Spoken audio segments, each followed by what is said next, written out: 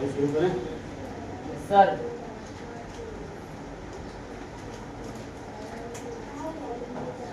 जरूर कॉपी के लिए आज अपने सीखेंगे प्रेजेंट परफेक्ट कंटिन्यूअस।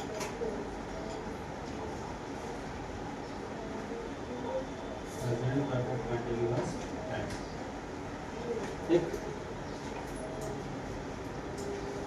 मन में आता हूँ ना। प्रेजेंट परफेक्ट कंटिन्यूअस टेंस को सीखने के लिए सबसे पहले आपको उसको पहचानना पड़ेगा। अच्छा, परफेक्ट कंटिन्यूअस टेंस हमने क्यों कहा? क्योंकि प्रेजेंट परफेक्ट टेंस इसके पहले हमने पढ़ा हुआ है, ध्यान है सबको ना है? अच्छा, प्रेजेंट परफेक्ट कंटिन्यूअस का टेंस का मतलब ये हुआ कि कोई भी ऐसा कार्य जो पूर्ण हो रहा हो, है ना। जैसे कि एक एग्जांपल लेता हूँ और फिर आपको पहचान में बाकी चीज़ बताता हूँ। जैसे मान लो कि मैं लिखता हूँ हुआ है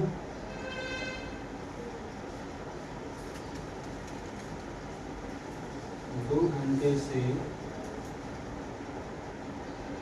पढ़ रहा है। ठीक, जब ऐसे वाक्य आपके सामने आते हैं तो यहाँ दो चीजें आपको ध्यान में रखने वाली हैं। क्या? एक तो रहा है, रहे हैं, और दूसरा 2 घंटे का समय, है ना। मतलब कोई व्यक्ति 2 घंटे से पढ़ रहा है तो आप इसमें दो चीजें कॉमन ढूंढेंगे। एक उसका वाक्य का अंतिम पहचान और दूसरा उसके साथ क्या जुड़ा हुआ है? समय। बस हमारी इससे एक चीज तो स्पष्ट हुआ कि जब भी आपको किसी भी प्रेजेंट परफेक्ट कंटीन्यूअस टेंस का कोई वाक्य मिलेगा तो आप क्या करेंगे? आप सबसे पहले ढूंढेंगे उसके पहचान का तरीका, पहचान क्या है, और उसके हिसाब से हम उसको आगे सोचेंगे। तो देखिए पहचान है,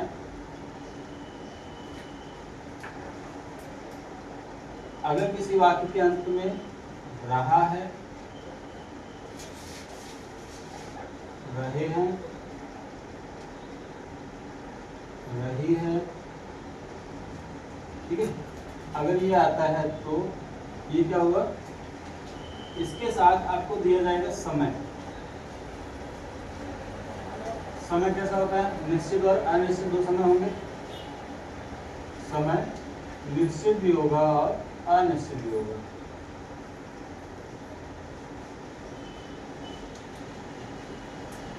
हमारी निश्चित के लिए हम हमेशा लगाएंगे सिंस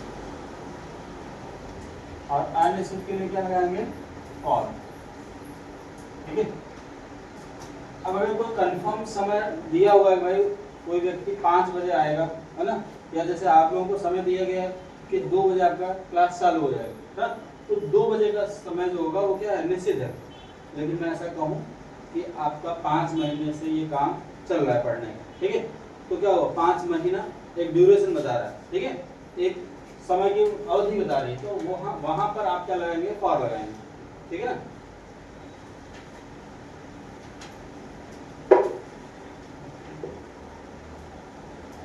एक बार अच्छे से देखो तो समझ में आएगा कि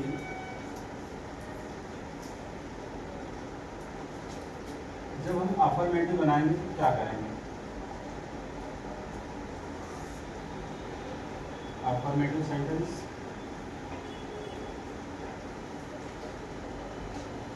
यहाँ पर इसका जो सेंटेंस है, यानी जिसमें फॉर्मूला कहते हैं, उसमें पहले होगा सब्जेक्ट प्लस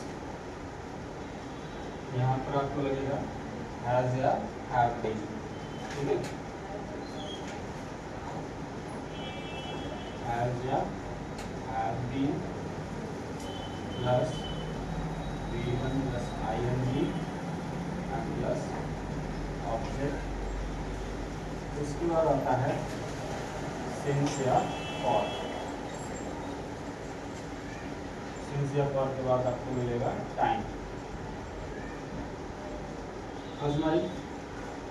जैसे आपने क्या किया? आपने पहले पहचाना, है ना, पहचानने के बाद समय देखा, समय देखने के बाद आप जब स्ट्रक्चर चेक करोगे तो आपको उसमें सारी चीजें मिलेंगी। जैसे कि एग्जाम्पल अभी हमने लिया था उसी को वापस रिटर्न करते हैं।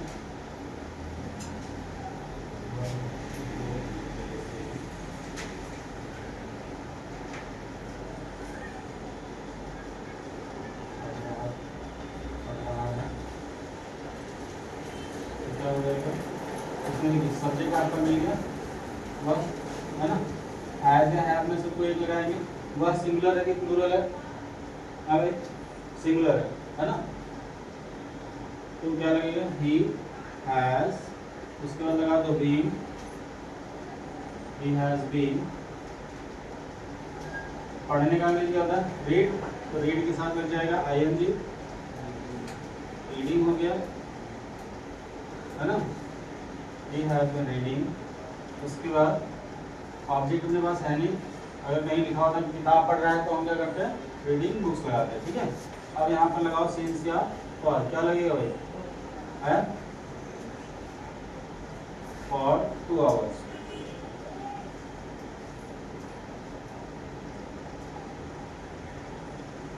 ठीक है, 2 घंटे से। अगर मैं बजे की बात करता तो सिंस लगता है, ध्यान रखना, ठीक है। अगर मैं ऐसा कहता कि 2 बजे से पढ़ रहा है ना, तो क्या होगा, सिंस 2 o'clock, ठीक। अगर मैं ऐसा कहता हूँ तो 2 घंटे से 5 घंटे से पढ़ रहा है तो फॉर 2 आवर्स, है ना। एक और एग्जांपल देखो,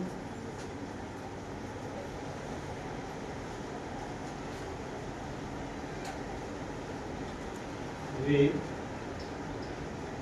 4 बजे से खेल रहे हैं।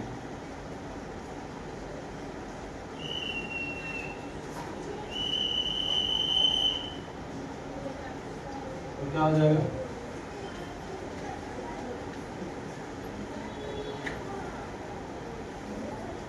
they have been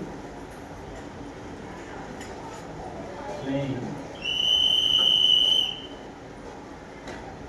they have been playing since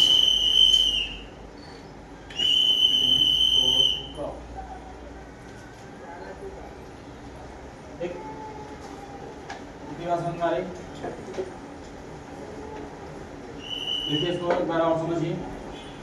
अगर कोई वाक्य प्रेजेंट परफेक्ट कंटिन्यूअस टेंस का होगा तो उसकी पहचान क्या होगी, उस वाक्य के लास्ट में क्या आएगा, रहा है, रहे हैं, रही, और उसके साथ दिया जाएगा समय। समय निश्चित भी हो सकता है और अनिश्चित भी हो सकता है, बस हमारी निश्चित और अनिश्चित दोनों हो सकता है। जब भी आप वाक्य बनाएंगे तो आप समझेंगे कि हेल्पिंग वर्ब आपके पास क्या दिया हुआ है, हेल्पिंग वर्ब के रूप में आपको हैज बीन या हैव बीन दिया हुआ है, हमारी हैज बीन या हैव बीन, और V1 के साथ हमेशा आईएनजी फॉर्मेट ही लगेगा, ये ध्यान रखना। और यही हमने यहाँ पे बताया हुआ सिंटेक्स में, सब्जेक्ट के साथ आपका हैज या हैव लगा है, फिर बीन, उसके बाद V1 plus ING, object, since या फॉर, फिर उसके बाद टाइम। तब यहाँ पे मैंने 2 एग्जांपल दिए हैं, इन दोनों एग्जांपल्स में आपको यही फॉर्मेट, ये जो हमने फार्मूला बताया हुआ है, इसी फार्मूले के आधार पर क्या होगा, इसको यूज करना है। He has been reading for 2 hours, ठीक, वह 2 घंटे से पढ़ रहा है। अगर मैं ऐसा कहता कि वह 5 बजे से पढ़ रहा है तो क्या होगा, He has been reading since 5 o'clock, बस हमारी तब होगा जब हम उसको 5 बजे बताते हैं। बजे का जहाँ होगा वहाँ पर हमेशा सिंस लगेगा, ध्यान रखना, जो निश्चित होगा उसके लिए हमेशा क्या यूज होगा हिंदी में, बजे। जैसे 5 बजे, 8 बजे, है ना, तो उसके लिए क्या होगा, सिंस लग जाएगा। लेकिन अगर कोई ऐसा कहे 2 घंटे से, 5 घंटे से, 10 घंटे से, तो उसके लिए क्या लगेगा, फॉर, ठीक है। तो इतना अच्छे से आप लोग एक बार देख लीजिए, इसको लिखो, तो उसके बाद दूसरा बता दूँ।